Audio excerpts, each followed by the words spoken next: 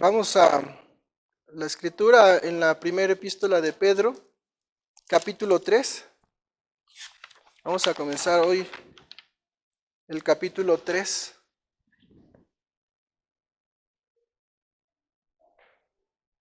Y vamos a estar estudiando los primeros siete versículos de este capítulo. Primera de Pedro 3. Cuando uno estudia de pronto de forma sistemática la escritura, te enfrentas a pasajes de pronto cuando sí o sí te tocan darlos, o sea, no hay ni para dónde te hagas, ¿no? Y es la riqueza también de la escritura. A veces cuando uno escudriña la palabra y va buscando algún tema, y el Señor te dice, a veces nos pasa como a Jonás, que el Señor te dice, ve a Nínive, y entonces queremos tomar otro barco y buscamos, pero al final el Señor nos habla. Y hoy quiero compartir con ustedes justamente este capítulo que tiene que ver acerca de una responsabilidad tanto de nuestras hermanas como de nosotros como varones en una unión matrimonial, en un deber conyugal como parejas, como matrimonios. Y de pronto es pisar terrenos, ¿verdad?, donde muchas veces nos podemos hallar faltos, pero pues la palabra tiene un propósito, ¿no? El poder edificarnos, el poder decir, aún yo mismo, ¿no? Pablo mismo, cuando escribía en sus epístolas, él decía, todo lo que yo puedo compartir, pues es, yo mismo lo tomo para mí. Y en esta ocasión, pues, este pasaje pasa de manera similar hacia conmigo. Y es un tema en donde me gustaría que pusiéramos mucha atención, porque muchas de las cosas como iglesia, como sociedad, como en muchas áreas, nacen o se gestan a partir de cómo llevamos esta relación, los esposos con sus esposas. Entonces, cuando aprendemos a través de la Escritura a llevar una relación basada en la Escritura, hermanos, muchas de las cosas que podemos estar teniendo como adversidad van a ser menos. Se hacen pequeñas cuando esa pareja, esa dualidad se fortalece. Entonces vamos a la Escritura. ¿Ya lo tienen ahí? Primera de Pedro capítulo 3. ¿Sí lo tienen? Vamos a hacer una oración. Padre, damos gracias nuevamente. Gracias por tu palabra. Gracias porque a través de ella nos das un camino a seguir, a través de ella nos permites escudriñar nuestras vidas, ponerlas sobre la luz, Señor, y encontrar cualquier indicio de oscuridad para que seas tú quien alumbre nuestras vidas, Señor. Te rogamos, Padre, que tengas misericordia de cada uno de nosotros, Dios, que no hagas oídos sordos en nuestra vida, sino que nos des esa vista, ese oído, Señor, para atender lo que tú ya nos has dicho, lo que tú has expuesto en tu palabra.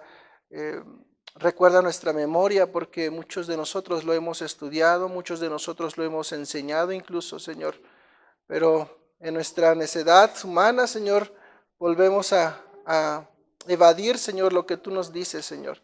Ayúdanos, Padre, te lo rogamos, ten misericordia de nosotros y que tu palabra hoy nos hable a cada uno de nosotros, que nos permita comprender, Señor, lo que tenemos que hacer conforme a tu verdad, conforme a tu propósito, Señor. Gracias te damos, Dios. Amén.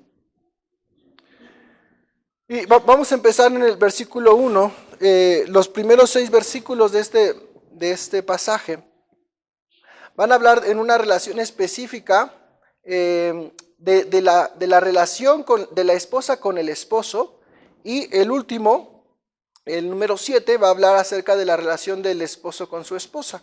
Entonces vamos a empezar con las hermanas. Dice aquí, asimismo vosotras, mujeres, estad sujetas a vuestros maridos, para que también los que no creen a la palabra sean ganados sin palabra por la conducta de sus esposas.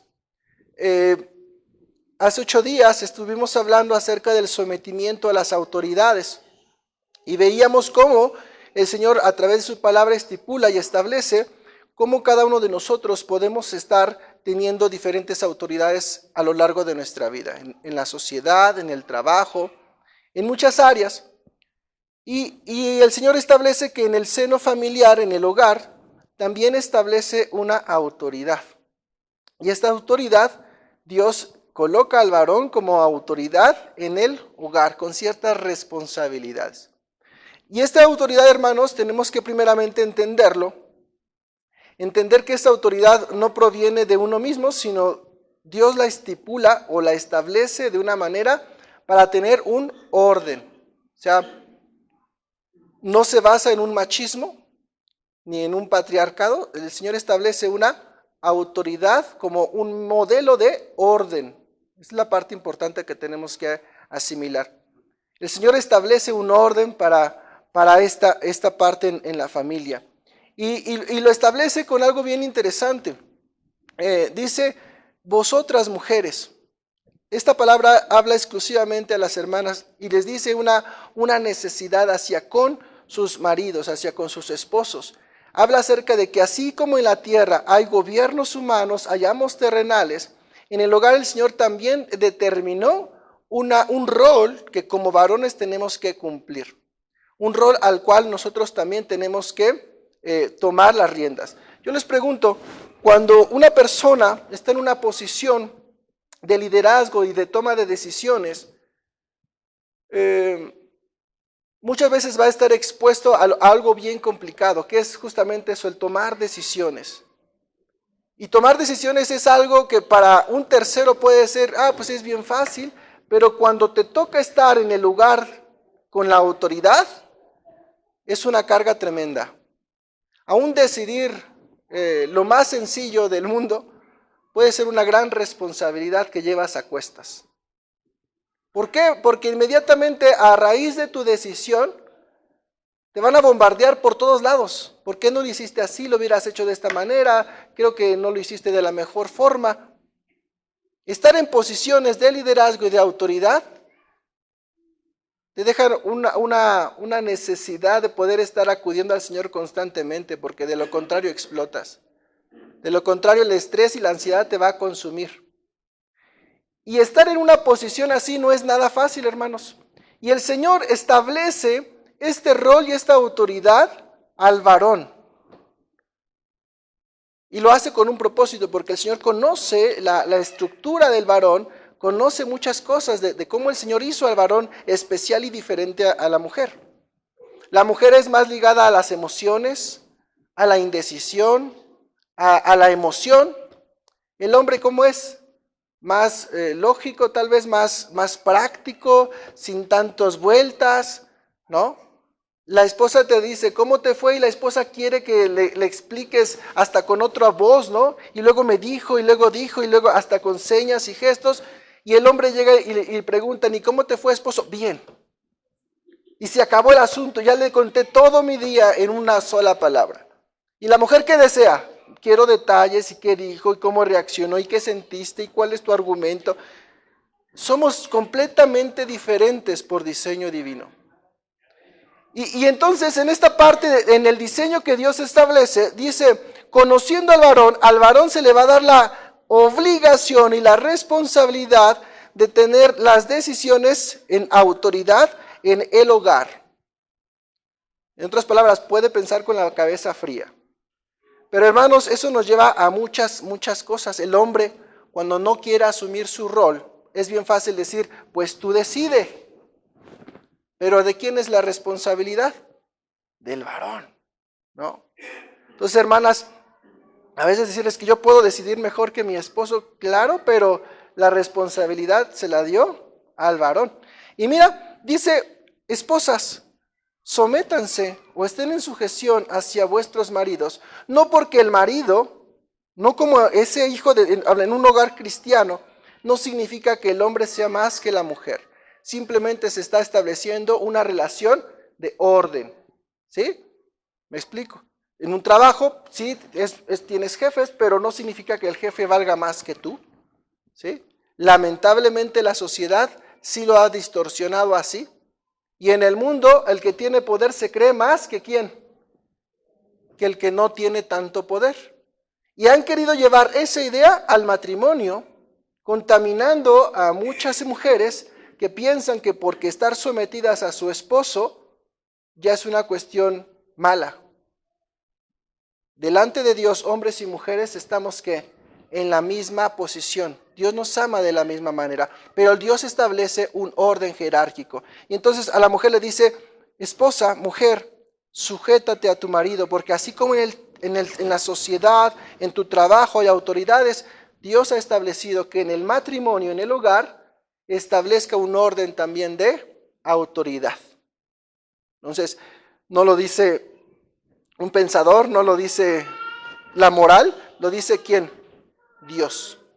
Entonces, cuando el hombre en nuestra sociedad alterca contra Dios diciendo que las cosas tienen que cambiar porque ha habido demasiado machismo, demasiado gobierno de hombres sobre la humanidad y que las mujeres pueden hacer otras cosas, lo que el hombre está diciendo es, voy en contra de lo que Dios estableció. Y estamos viviendo una situación así. El corazón del hombre se rebela contra Dios y está cambiando esa misma rebelión desde el punto nuclear de nuestra sociedad, la familia. La familia. Y mira, dice algo importante, dice, ese sometimiento que Dios pide a las mujeres, dice, para que también los que no creen a la palabra sean ganados sin palabra por la conducta de sus esposas. Esta parte es importante entender, que la buena voluntad de la mujer que se somete y que reconoce la autoridad del hombre, por el puro testimonio puede ganar a su esposo si es que no es converso. Pero ¿qué pasa cuando el esposo es converso? Aún el sometimiento a la palabra, aún el sometimiento al esposo en las decisiones o en la forma de vida, puede conducir al esposo a poder reflexionar para ser conducido al arrepentimiento sobre sus acciones, sobre lo que dice, sobre la forma en la cual se conduce. Hoy en día estamos en una sociedad donde empieza a generar modas, donde las mujeres, ¿verdad? Dice, hay una palabra, el empoderamiento de la mujer. Y está bien esta parte, pero siempre y cuando no se rompan los roles o el orden que Dios estableció. Esta es una parte importante. Entonces, Dios estableció que haya una igualdad, sí, y que el hombre tampoco se ensañe contra la mujer. Porque ahorita vamos a ver cómo Dios demanda que el hombre sea hacia con la mujer. Entonces, el orden divino es que el hombre es la cabeza, es la persona que tiene la autoridad en casa. Pero algo importante, cuando el marido, ¿verdad? Dice aquí, es incrédulo, la conducta de la mujer puede ganarlo. Y aquí algo bien interesante, dice, sean ganados sin palabra por la conducta de sus esposas. Y este argumento, que si bien es cierto lo dice a las mujeres, es algo que también como varones también tendríamos que tener en nuestra propia vida. Imaginemos que tengo un jefe que constantemente está haciéndome la vida con dificultades, dice, de cuadritos. Dice, cuando tú te aprendes a someter a su autoridad, dice, sin palabra también por tu conducta, esa persona puede cambiar. Tan solo por la forma en la cual tú te conduces. Cuando tu jefe varón se está haciendo más y más rudo contigo, cuando aprendemos a responder de una forma apacible, se va a cansar más pronto él. Mira, en el versículo 2 dice, considerando vuestra conducta casta y respetuosa. Considerando vuestra conducta casta y respetuosa. Es decir, el Espíritu de Dios puede usar esto para llevarlo a una convicción acerca de su propia pecaminosidad. Y así esa persona pueda llegar a la fe en Cristo. Es un contraste, es poder estar viendo ahí como en un espejo la conducta y decir, mira, yo puedo ser diferente. Y entonces el Señor puede obrar en la vida de esos hombres, de esas personas. Aquí algo importante, cuando Pedro escribe esto, Pedro no apoya un yugo desigual, sino Pedro dice, cuando una mujer dentro de un hogar no cristiano es alcanzada, se puede dar este caso.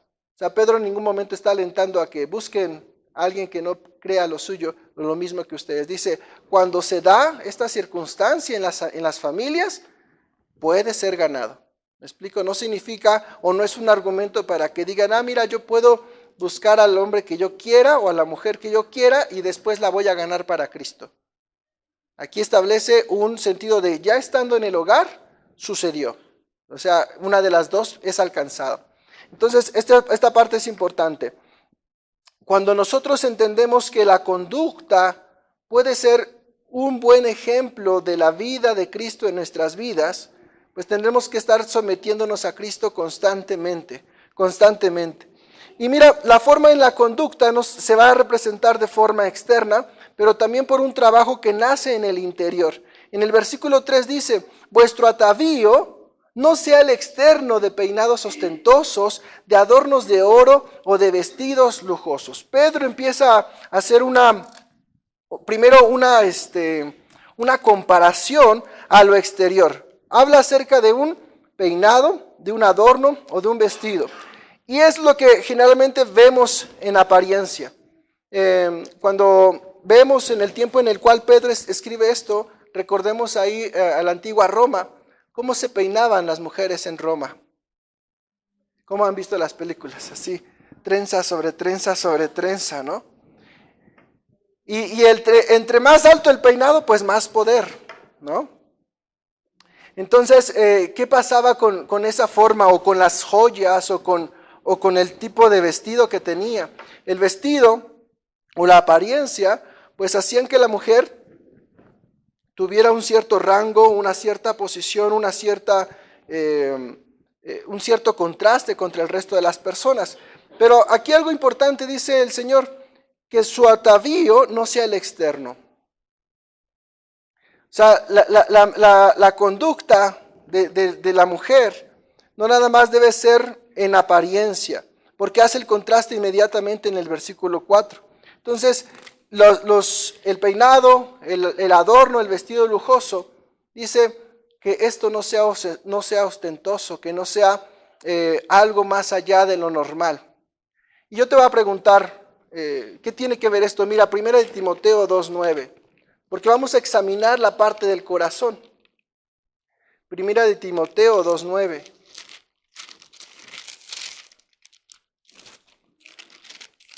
Primera de Timoteo 2:9. Dice asimismo que las mujeres se atavíen de ropa decorosa, con pudor y modestia, no con peinado ostentoso, ni oro, ni perlas, ni vestidos costosos, sino con buenas obras como corresponde a mujeres que profesan piedad. Y ahí Pablo ya nos está diciendo,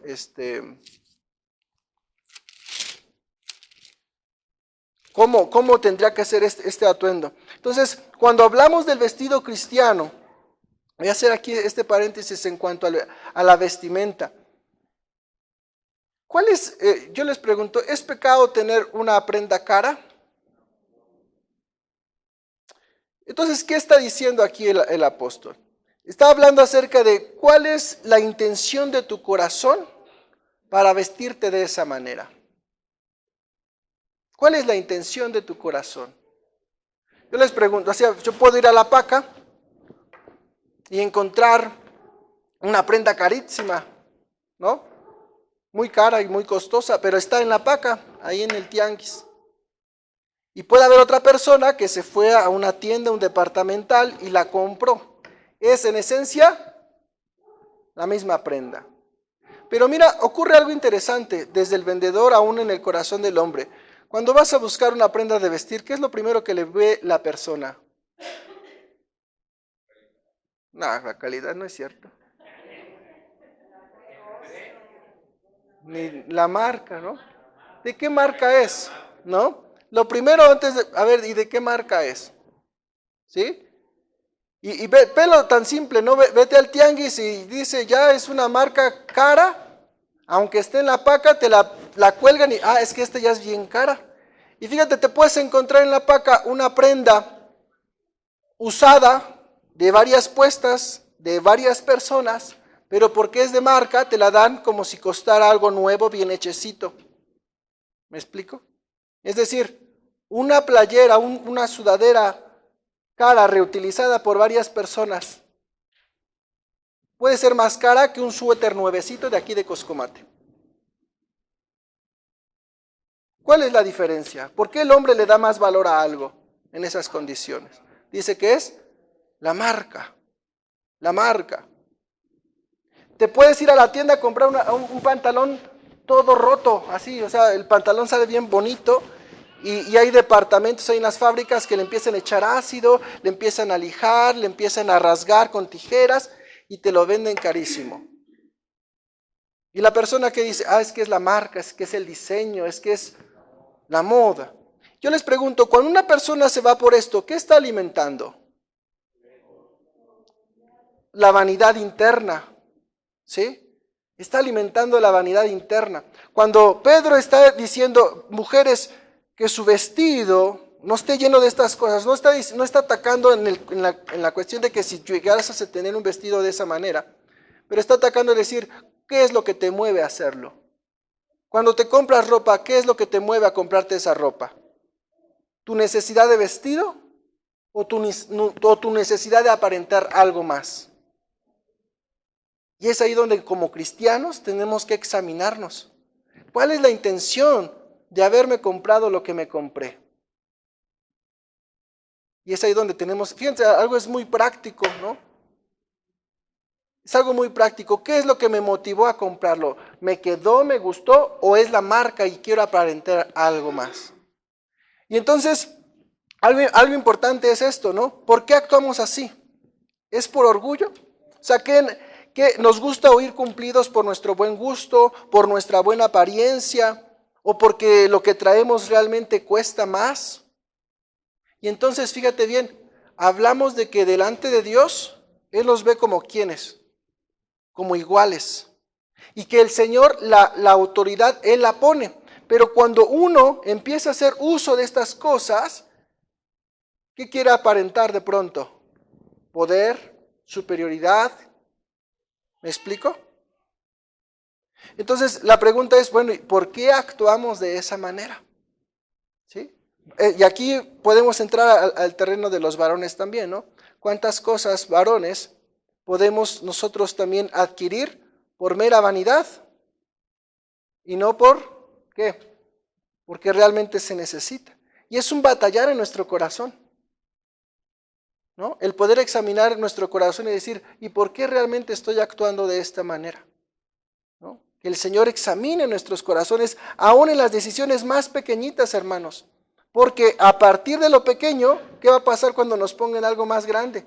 También o sea, si en lo pequeño se manifiesta nuestro orgullo, en lo pequeño se manifiesta nuestra vanidad, ¿qué va a ocurrir en una decisión más grande, hermanos? Va a hacerse más notorio todo esto. Entonces, algo importante que como cristianos tenemos que aprender a evitar las modas que atraigan la atención hacia nosotros mismos. Hay un dicho, ¿no? De la moda lo que te acomoda, ¿no? De las cosas que puede ofrecerte el mundo, dice, no vivas para alcanzarlas, sino simplemente velas como lo que simplemente son, un medio para alcanzar las cosas. Yo te pregunto, ¿no? En este mismo tema, ¿no? En este mismo contexto, llega aquí, no sé, un artista famoso. ¿Quién te gustaría? ¿Algún artista? No sé. ¿Alguien? A ver, díganme alguien, un artista famoso que... Brad Pitt. ¿Ya es de los 90s? Ya Brad Pitt ya no es estelar, pero vamos a poner a Brad Pitt, ¿no? Ya pasó de moda Brad Pitt, pero entra aquí Brad Pitt, ¿no? Y los que conocen su trayectoria, ¿qué pudiesen pensar o querer hacer? ¿Qué es lo primero que haría una persona que conoce y sabe quién es? Una selfie, de entrada una selfie. Quiero una selfie, ¿no? Quiero una foto contigo. Fírmame un autógrafo, ¿no? Me explico. Y mira, algo importante en esto. Como cristianos, cuando estamos expuestos a la moda, a la fama, al poder, tenemos que aprender a ver las cosas con otro cristal. ¿sí? Con otro ojo. El mundo viene una autoridad y es que servil, ¿no? Se quita hasta la ropa para que pase la persona. Pero ¿cuál es la intención de su corazón? ¿Porque en verdad le aprecia? ¿O porque busca un hueso? ¿Me doy a entender? Entonces, toda esta parte de la apariencia que maneja o plantea Pedro va justamente a ese análisis de decir, el Señor ha establecido autoridades. Sométete a las autoridades que Él ha puesto, no a las que tú quieras crear. ¿Me explico? Un matrimonio no cristiano diría, ay marido, a ti no te hago caso, pero si fuera Brad Pitt, a él sí le haría caso. ¿Me explico? Entonces tenemos que aprender a decir, bueno, el Señor estableció una autoridad, bueno, sométete a ella, no por la apariencia de las cosas, sino porque es lo correcto delante de Dios. Y entonces, fíjate bien, ahora sí el 4. Dice que la mujer, su atavío debe ser el interno, dice el interno, el del corazón, en el incorruptible ornato de un espíritu afable y apacible, que es de grande estima delante de Dios. ¿Cuál es la estima que debemos de buscar? ¿La estima del hombre o la estima de Dios? La estima de Dios. El hombre va a considerar valioso o bueno lo externo, lo que se ve bonito. Pero dice el Señor, lo que Él busca es lo que proviene del corazón. Y fíjate, y dice que este ornato, ¿cómo es? Dice, incorruptible. El ornato exterior es corruptible, se acaba, se extingue, se deteriora, pero el ornato interior, el adorno interior dice que es incorruptible y se va a manifestar a través de un espíritu afable y un espíritu apacible. Entonces, lo que realmente haría atractiva a una persona creyente es el ser interior de la persona. ¿Sí? Es el ser interior. Entonces, ¿qué tenemos que entender algo así, no? El hombre considera preciosas las joyas, pero Dios considera de gran valor la joya de un espíritu manso y de un espíritu apacible. Es la parte importante. Imagínate, ¿de qué te sirve aparentar poder, riqueza, si en tu corazón hay desprecio, hay rencor, hay soberbia, hay arrogancia, hay altivez? ¿De qué sirve tener? Y hoy en el mundo, en las redes sociales les llaman las ladies, ¿no? ¿Sí han visto ese título, la lady fulana y el lord quién sabe qué? Las personas que abusan de cierto poder o de cierta autoridad, y a partir de esa autoridad o de ese cierto poder quieren hacer lo que se les antoje. Entonces, por ejemplo, viene alguien en un Ferrari y porque trae un Ferrari quiere estacionarse sobre la banqueta. ¿No? Fíjate el orden de las cosas. Por sus propios medios quiere tomar una autoridad que no le corresponde. Entonces, ya no se somete a las autoridades. ¿Sí? Imagina, ahí contigo, Chente, te habría tocado, ¿no? Cada persona que llegaba, ¿verdad? Ostentoso, y porque era ostentoso ya quería mandar y decidir. Entonces, vea aquí algo importante, cuando uno quiere darle autoridad a lo que Dios no ha establecido, entonces viene una consecuencia. Y mira, dice en el versículo 5 ahora, porque así también se ataviaban en otro tiempo aquellas santas mujeres que esperaban en Dios, aquellas santas mujeres que esperaban en Dios estando sujetas a sus maridos. Hermanos, aquí en la Escritura tenemos en el Antiguo Testamento una gran cantidad de ejemplos de mujeres que cultivaban la belleza moral y espiritual de una forma interna, de una forma en la cual su sumisión estaba dispuesta a sus maridos, porque estas mujeres sabían esperar en Dios. Sus vidas estaban centradas en Dios, y el deseo de sus vidas era agradarle a Dios en todo tiempo. Reconocían el orden que Dios estaba estableciendo. ¿En dónde? En el hogar. Y por tanto aprendieron a someterse a sus maridos. Entonces, este sometimiento, fíjate cómo viene algo importante. Es retomar algo del pasado y decir, yo busco un ejemplo de esta capacidad o de esta forma. Hoy en día la sociedad está en un choque. Dice, ese pensamiento es retrógrada, ese pensamiento es anticuado, estamos en otros tiempos, las cosas deben cambiar, la moral debe cambiar, la sociedad debe ser otra, porque estamos en otros tiempos. Pero la palabra de Dios permanece para siempre. Lo que el Señor estableció desde la antigüedad, dice, es un orden que Él ya estableció y que no lo va a cambiar porque la generación que hoy vivimos, dice, ya no va a ser así. Dios estableció una orden. Y hermanos, es bien complicado, es bien difícil, porque no sé ustedes, hermanas, si este pensamiento en verdad les genera una lucha o cómo está su corazón. Y si no te genera una lucha, qué bueno. Pero hermanas, si tú estás sometida a un ambiente social donde constantemente estás siendo bombardeada con empodérate, supérate, decide, sé libre, tú eres la capitana de tu propia vida. Hermana, ¿cómo estás luchando con este pensamiento? ¿Cómo estás luchando con esta ideología? El Señor dice, porque así también se ataviaban en otro tiempo aquellas santas mujeres que esperaban en Dios. ¿En quién estás esperando? ¿En tus propias fuerzas o en lo que el Señor ha establecido para tu vida? Y de pronto, estamos en el pueblo, pero ¿cómo estarán las hermanas que viven en plena ciudad? Bombardeadas de marchas y feminismo y protestas constantemente. Y por querer hacer algo bueno, están transgrediendo muchos principios de la palabra de Dios. Y piensan que están haciendo bien, piensan que buscan justicia. Pero en esa búsqueda de justicia personal, transgreden cosas que el Señor estableció. Y se ven muy bien, luchar por derechos, luchar por cosas buenas, pero ¿a qué costo? Y mira, vamos a establecer por qué hay estas distorsiones de lo que el Dios estableció. Dios estableció un orden perfecto desde el principio. Entonces, cuando el mundo está de cabeza no es porque Dios hizo las cosas mal, es porque el hombre en su desobediencia tergiversó todo lo que Dios estableció bueno. ¿Me explico? Entonces, mira, dice en el versículo 6, como Sara obedecía a Abraham, y aquí nos da un ejemplo, como Sara obedecía a Abraham llamándole Señor, de la cual vosotras habéis venido a ser hijas si hacéis el bien sin temer ninguna amenaza. Sara es un ejemplo, ¿verdad? En el pueblo de Israel, las mujeres son hijas de Sara.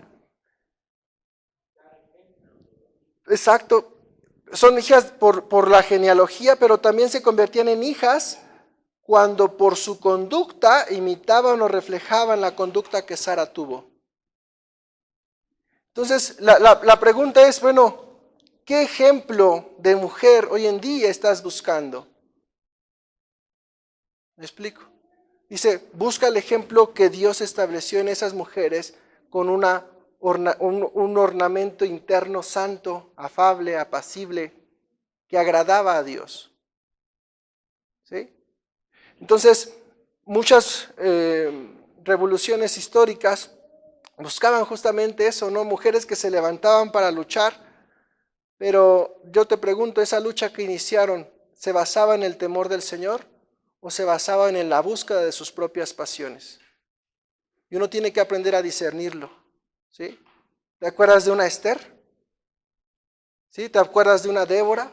Mujeres que sí se levantaron, que tomaron ahí el control de muchas cosas porque así Dios lo permitió, pero aún así en esa autoridad que se les había conferido, se sometieron a la autoridad de Dios. Entonces, aprendamos, hermanas, a buscar eso, ¿no? ¿Cómo está el mundo bombardeándonos y cómo tendríamos que aprender a vivir en esta forma, ¿no? Ahora aquí hablamos de un sometimiento primeramente al Señor, luego a su hogar. Si un marido que no teme a Dios pone en riesgo tu vida, tu integridad, hasta ahí hay un límite. Porque tampoco podemos permitir que casi te mate y diga, pues quédate ahí porque Dios te lo dejó ahí. O sea, tenemos también autoridades e instancias, ¿verdad? Entonces también tengamos cuidado porque sí hay muchas iglesias que dicen, pues si te mata está bien. No, ¿me explico? Hay un orden de parte de Dios. Hay autoridades que también tienen que respetarse y tienen que cumplirse. Y entonces, mira, viene esta parte ahora con los varones. Dice, el meollo principal de los versículos 1 al 6 habla acerca de la conducta de la mujer, de la forma en la cual deben cultivar más lo interno que lo externo, y cómo debe haber una sumisión en el hogar por un orden de autoridad dado por Dios. Pero ahora viene el 7, dirás, bueno hermanos, nos dejó nada más uno, pero mira, en este uno nos dejó, no hombre, nos dejó una tarea, pero tremenda. Ahora dice, vosotros maridos, nos toca a nosotros hermanos, dice, vosotros maridos, igualmente, vivid con ellas sabiamente. Entonces viene el primer mandato, vivid con ellas sabiamente. Y entonces, de entrada, hermano, nos pone una condición bien interesante. Para alcanzar sabiduría, ¿qué tengo que hacer primero?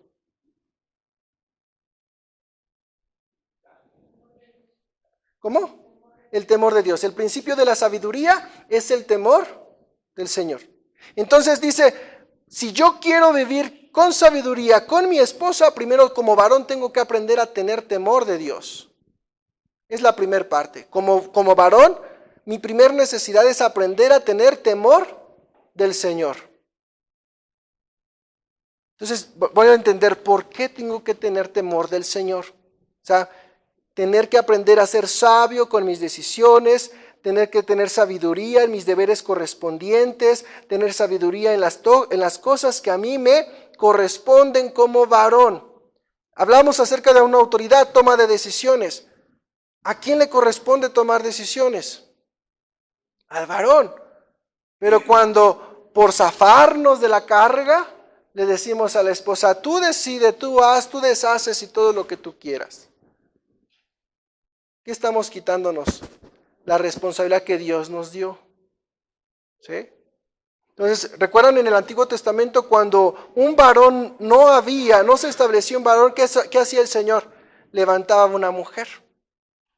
Pero aunque la Señora levantaba, era un juicio ¿sobre quién? Sobre el varón.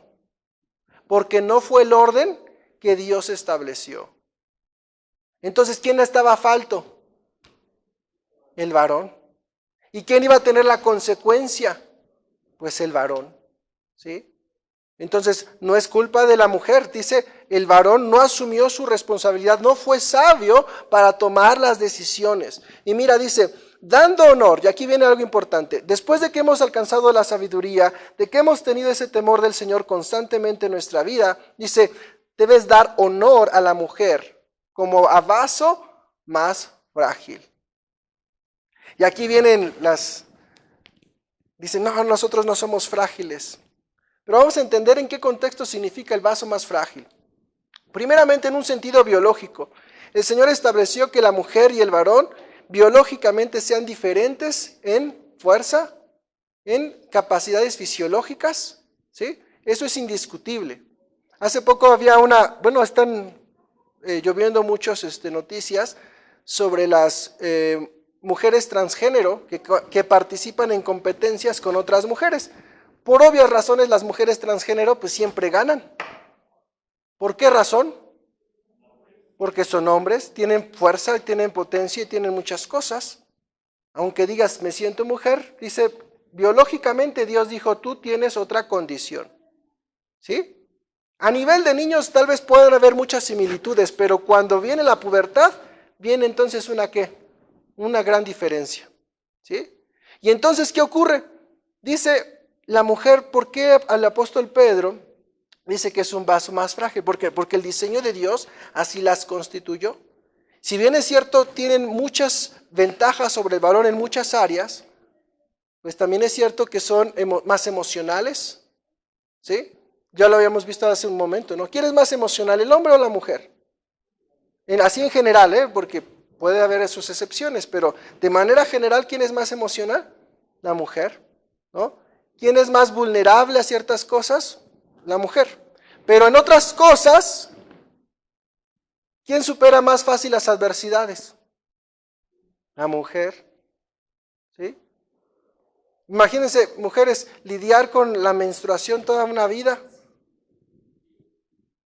O sea, achaques, el parto, hermano, ni se diga, ¿no?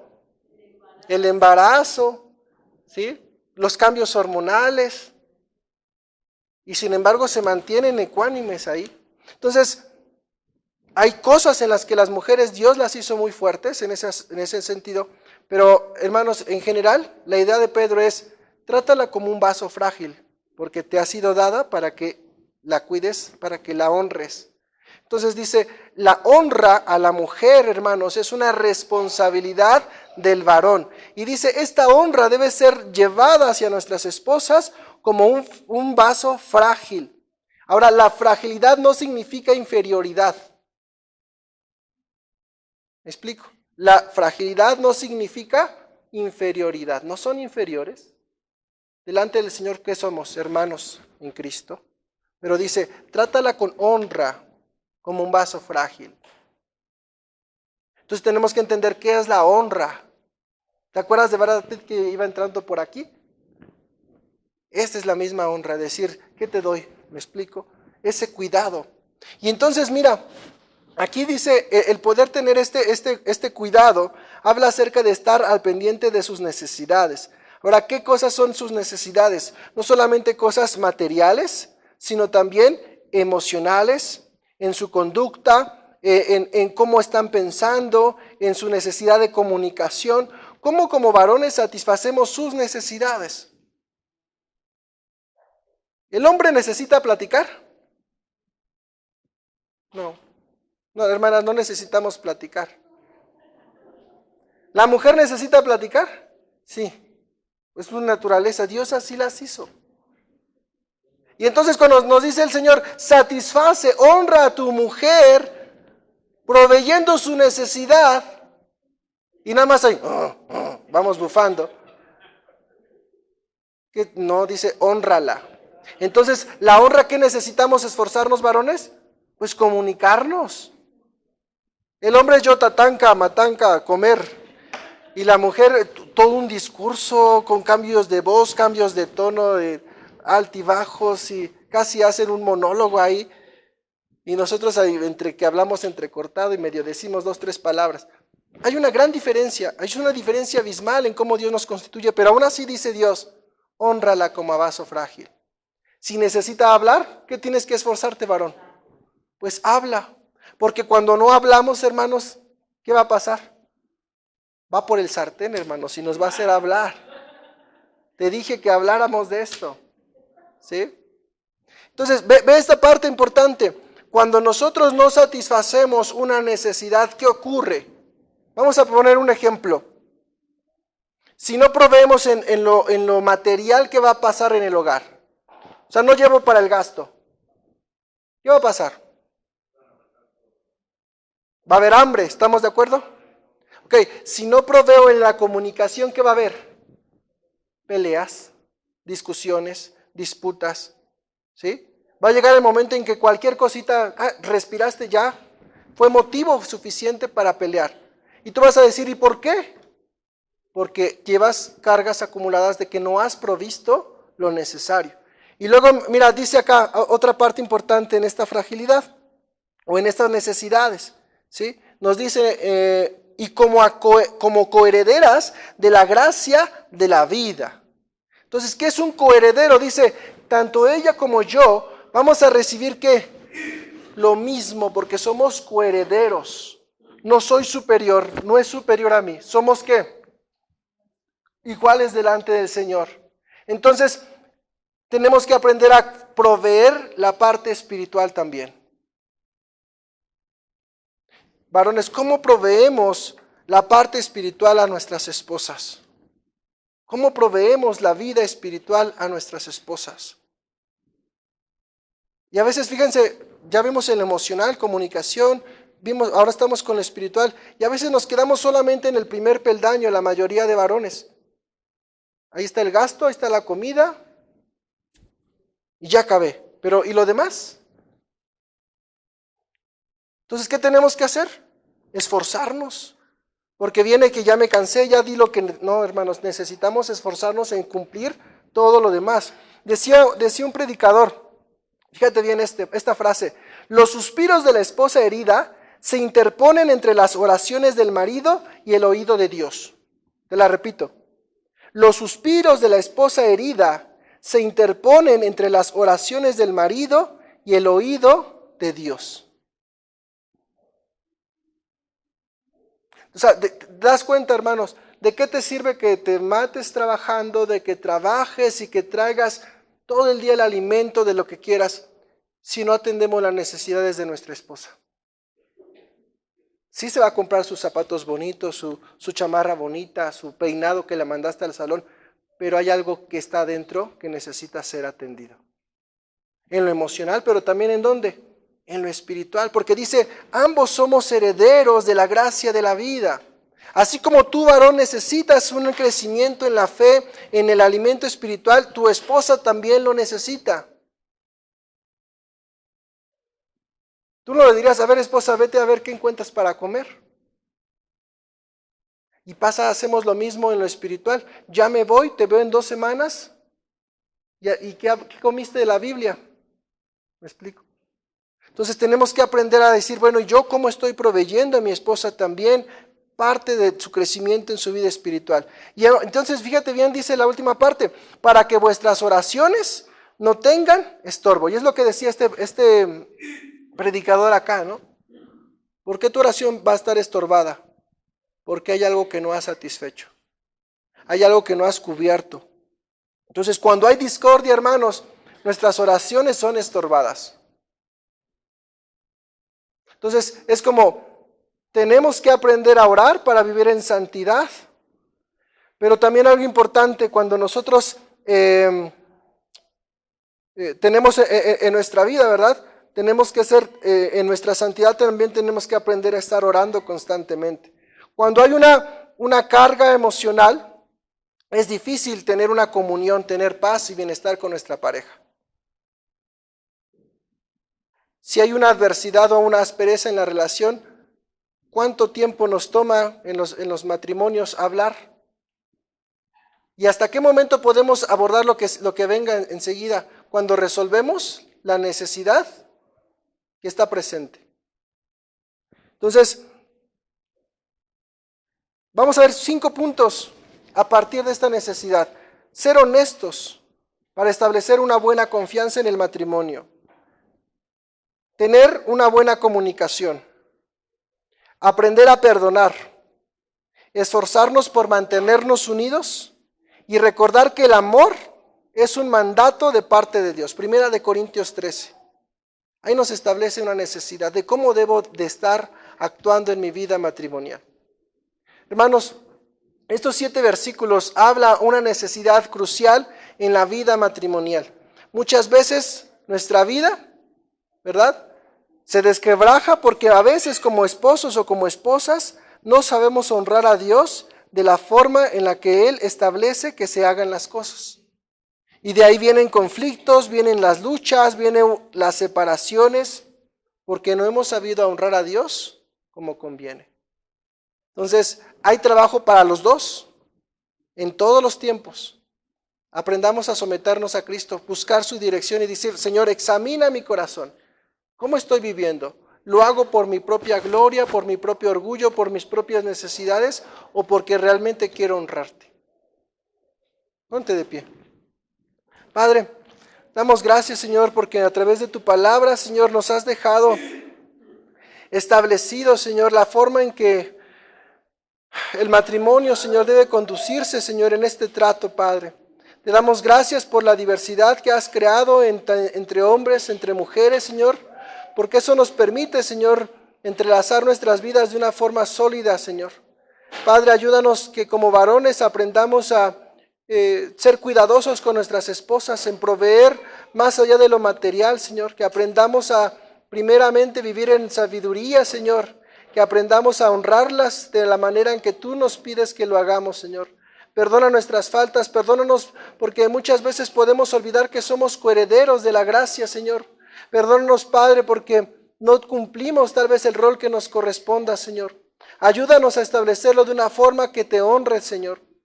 Ayuda también a mis hermanas, Señor, que en esta conducta, Señor, que puedan reflejar, Señor, lo hagan con un corazón genuino, con un ornamento de un espíritu amable, de un espíritu apacible, de un espíritu en mansedumbre, Señor, que busque la honra para ti, que busque la gloria para ti, Señor, que no busque solo lo suyo, sino que busque honrarte a ti en todo tiempo, Señor. Ayuda a cada mujer, a cada esposa, Señor, de esta congregación, Señor, para que aprenda a buscarte primeramente a ti, que también se someta primeramente a ti, Señor. Y que, Padre, nuestros matrimonios de esta iglesia, Señor, sean solidificados, sean fortalecidos, Señor, y que por ende nuestras familias sean mejores, Señor, conforme a tu voluntad y conforme a tu propósito, Señor. Porque la forma de transformar y trastornar el mundo, Señor, a través de tu evangelio, es poder vivirlo, Señor, en la intimidad, en lo más oculto de nuestras vidas, Señor. Es ahí donde realmente se podrá manifestar, Señor, qué tan genuino es el evangelio que hemos recibido de parte tuya, Señor. Porque a veces el hombre se conforma con las apariencias externas, Señor, pero sabemos que tú miras el corazón de cada uno de nosotros, Señor. Te pedimos perdón si nos hemos hallado faltos, Señor, y te suplicamos que tú nos fortalezcas, que tú nos hagas crecer, que tú nos permitas, Señor, cambiar lo que tenga que ser cambiado, Señor. Te alabamos y te bendecimos, Padre. Amén y amén. Gracias a Dios. Somos